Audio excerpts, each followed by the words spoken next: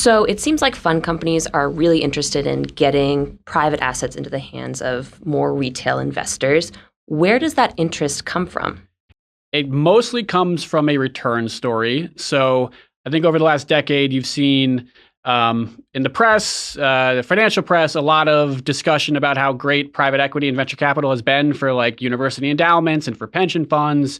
I think people see that and say, like, hey, how come these big institutions and these high net worth credit investors have access to something, this great asset class that I don't have access to? And I think there's a good strain of like, hey, let's get this in the hands of everybody. I don't think access is a bad thing. But I do think that like a lot of the reported returns that people see are IRRs, which is a perfectly reasonable thing to do to measure a fund's performance, but it will be very different in a sort of public vehicle. So the way a venture capital and PE fund traditionally works is they get capital commitments from people, but it doesn't necessarily mean they take the money all at once.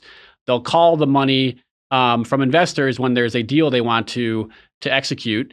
And so the returns are based off the timing of the inflows and outflows of cash into the fund. But with a lot of funds we'll talk about today, they're taking your money up front. And so they have to use that money immediately or have it parked in cash or parked in government treasuries or whatever it might be. And so sort of by definition, you should probably expect lower returns in a sort of continuously offered vehicle than you would in a traditional VC or PE fund.